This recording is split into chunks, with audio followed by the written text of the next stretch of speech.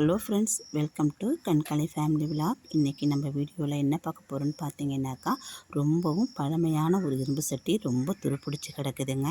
கை வச்சா கூட அந்த சட்டியோட நிறம் நமக்கு தெரியல, அந்த அளவுக்கு துருப்பிடிச்சிருக்கு. கிட்டத்தட்ட ஒரு 10 வருஷத்து சட்டின்னு கூட இதை சொல்லலாங்க.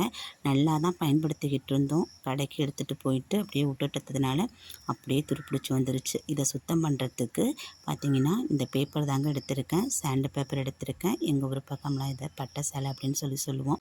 எல்லா வித எலக்ட்ரிக் கடையிலையும் இதை கிடைக்குங்க. இது பேப்பர் 10 ரூபா இல்லை 20 ரூபா அந்த ரேட்டுக்கு தான் இருக்கும். இதை வாங்கிட்டு நம்ம இதை பயன்படுத்த போகிறோம். இப்போ நான் இதில் கொஞ்சமாக பிச்சுட்டு இதில் தேய்க்க ஆரம்பிக்க போகிறேன். எந்த அளவுக்கு ரிசல்ட் கிடைக்கிறதுங்கிறத வீடியோவை ஸ்கிப் பண்ணாமல் பாருங்கள். அப்போ தான் நான் எப்படி க்ளீன் பண்ணுறேங்கிறது உங்களுக்கு தெரியும். இதை வச்சு மட்டும்தாங்க நான் தேய்க்கிறேன். வேறு எந்த பொருளுமே நான் இதுக்கு யூஸ் பண்ணலை.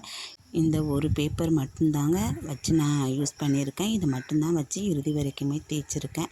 கடைசி வரைக்குமே பாருங்கள். அதுக்கப்புறம் பார்த்திங்கனாக்கா, இதை தேய்க்கிறதுங்கிறது சாமானிய விஷயம் கிடையாது. நமக்கு எல்லா வேலையும் முடிச்சுட்டு நம்ம ஃப்ரீயாக இருக்க டைமில், மைண்டு ரிலாக்ஸாக இருக்க நேரத்தில், அந்த மாதிரி நேரத்தில் எடுத்து வச்சுக்கிட்டு இதை நம்ம தேய்க்க ஆரம்பித்தா மட்டும்தான் நம்மளால் உறுதியாக தேய்ச்சி எடுக்க முடியும். நம்ம வீட்லேயும் சில்லற வேலையை வச்சுக்கிட்டு இதை தேய்ச்சி எடுக்கிறதுனா முடியாத காரியங்க. ஏன்னா இது ரொம்ப துருப்பிடிச்சிருக்கு இல்லையா, இதை தேய்க்கிறதுக்கு கொஞ்சம் ரிஸ்க் எடுத்து தாங்க தேய்க்க வேண்டியதாக இருக்குது. நான் ஃபஸ்ட் டைம் தேய்ச்சி எடுத்துகிட்டு வந்துட்டேன். அங்கே பாருங்கள் எவ்வளோ ஒரு இரும்பு கரை வெளியேறி இருக்குன்னு பாருங்கள். நான் கொஞ்சமாக பேப்பர் வச்சு தான் தேய்ச்சி எடுத்திருக்கேன்.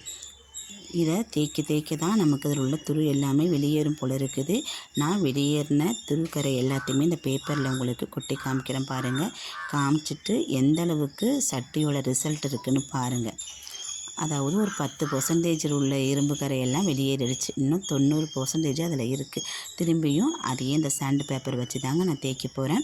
சாண்டு பேப்பர் எப்படி இருந்தாலும் ஒரு 10 ரூபாய்க்கு வாங்கி வச்சுக்கிட்டிங்கன்னா இது கரெக்டாக இருக்கும். சாண்டு பேப்பர் இல்லாமல் நம்ம ஈரத்தில் வச்சு தேய்ச்சோம்னாக்கா இது சரிப்பட்டு வராதுங்க. ஏன்னா நான் சட்டியை தேய்ச்சி இறுதியில் கழுவிட்டு உங்கள்கிட்ட காமிச்சிருக்கேன் பாருங்கள். அதுக்கப்புறம் நம்ம சாண்டு பேப்பர் வச்சு தேய்ச்சோம்னாக்கா என்ன ஆகுதுன்னு பார்த்தீங்கன்னா, சாண்டு பேப்பர் நிறையா வேஸ்ட் ஆகுது. நம்ம தண்ணியே இல்லாமல் இந்த மாதிரி தேய்ச்சி எடுக்கும்போது இதில் உள்ள துரு எல்லாமே ஓரளவுக்கு நமக்கு விட்டு வந்துடுது. நம்ம தண்ணி ஊற்றி கழுவிட்டு இந்த சாண்டு பேப்பரை வச்சு தீத்தினோம்னாக்கா துருவும் வருது, சாண்டு பேப்பரும் சீக்கிரமாக காலி ஆகிடுது. இதோட 3வது டைம் வச்சு நான் தேய்ச்சி எடுத்துகிட்டு துருவை வெளியேற்றுறேங்க. அதுக்கப்புறம் ஒரு பேப்பரை வச்சு நான் உங்கள்கிட்ட தொடச்சி காமிக்கிறேன் பாருங்கள். கிட்டத்தட்ட ஒரு 70% அளவுக்கு அதில் உள்ள துரு எல்லாமே நமக்கு வெளியேறிடுச்சு. அதை பேப்பர் வச்சு தொடச்சிட்டு திரும்பியும் அதே சாண்டு பேப்பரை வச்சு தாங்க தேய்க்கிறேன்.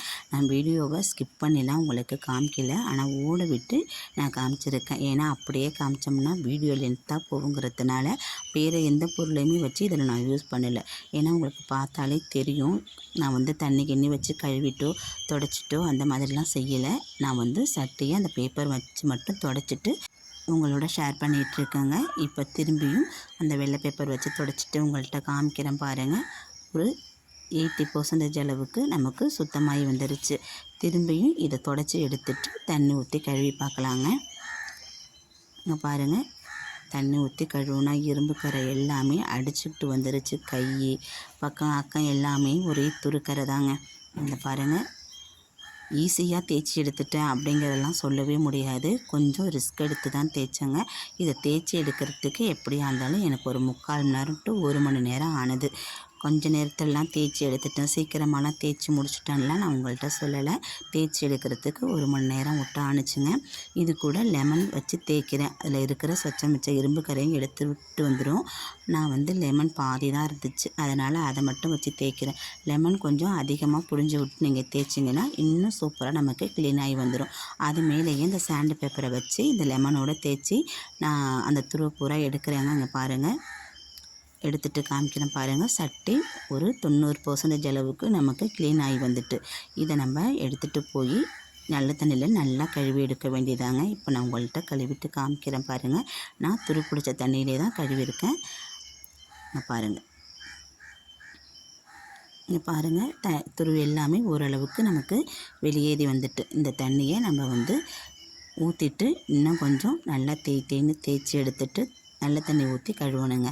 அவ்வளோதான். இங்கே பாருங்கள், லெமன் வச்சு தேய்க்கவும் அதில் உள்ள அழுக்கு எல்லாமே பிசு பிசுன்னு நமக்கு வந்து சேர்ந்துட்டு துரு எல்லாமே ஓரளவுக்கு வெளியேறிட்டு 90% அளவுக்கு நமக்கு வெளியேறி வந்துட்டு. இதில் நான் எந்த வித லிக்விடும் சேர்க்கலை, எதுவுமே சேர்க்கலைங்க.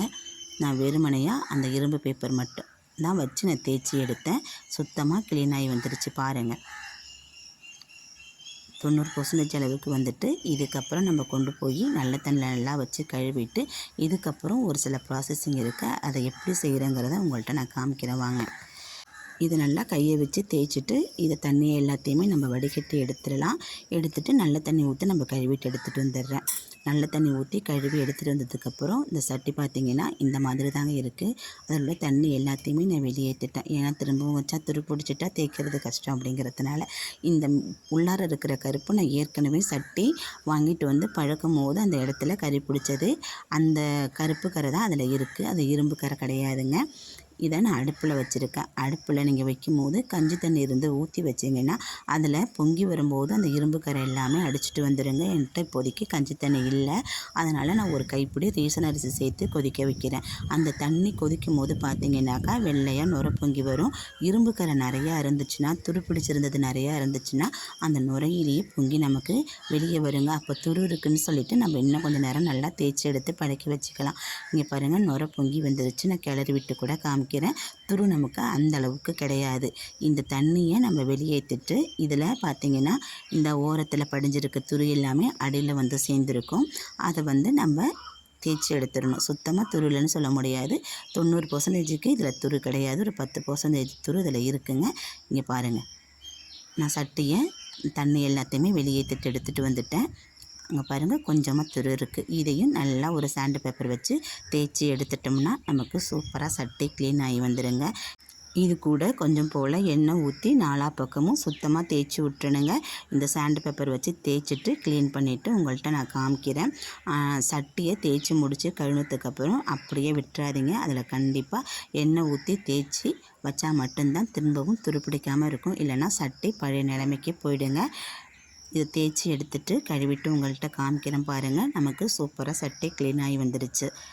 இங்கே பாருங்கள், சூப்பராக க்ளீன் ஆகி வந்துடுச்சு. இது எல்லாமே நம்ம ஏற்கனவே பழைக்க அடுப்பில் வச்சுருந்தப்ப பிடிச்ச கருப்பு கரை தானே தவிர்த்து இரும்பு கரை கிடையாது. அவ்வளோதாங்க. இந்த அளவுக்கு நமக்கு சட்டி க்ளீன் ஆகி வந்துட்டு இதில் எண்ணெயை தேய்ச்சி அடுப்பில் வச்சு நம்ம நல்லா சூடுபடுத்திட்டோம்னா இதே மாதிரி கருப்பு நாலா பக்கமும் நமக்கு படிஞ்சு வந்துடும். அந்த மாதிரி படிஞ்சிருச்சுன்னா திரும்பி சும்மா நமக்கு சட்டி துரு பிடிக்காது. நீங்களும் கண்டிப்பாக ட்ரை பண்ணி பாருங்கள். இங்கே பாருங்கள், சட்டி அடுப்பில் வச்சுட்டேன். எண்ணெயை ஊற்றி தேய்ச்சிட்டு இந்த மாதிரி கருப்பு படியுது பார்த்திங்களா, அந்த அளவுக்கு நம்ம ரெடி பண்ணி வச்சுக்கிட்டோம்னா எப்போவுமே நமக்கு சட்டுன்னு நமக்கு சட்டி துருப்பிடிச்சு போகாது. கண்டிப்பாக பயனுள்ளதாக இருக்குன்னு நினைக்கிறேன். ட்ரை பண்ணி பாருங்கள். ட்ரை பண்ணி பார்த்துட்டு எப்படி இருந்துச்சுன்னு உங்கள் ஃபீட்பேக்கை என் கூட ஷேர் பண்ணுங்கள். வீடியோ பிடிச்சா லைக் பண்ணுங்கள். புதுசாக என் சேனலில் பார்க்குற நீங்களாக இருந்தால் சப்ஸ்கிரைப் பண்ணி சப்போர்ட் பண்ணுங்கள். நீங்கள் கொடுக்குற சப்போர்ட்டும் ஆதரவும் என்னுடைய வெற்றி பாதைக்கு வழிவகுக்கும். நன்றி, வணக்கம்.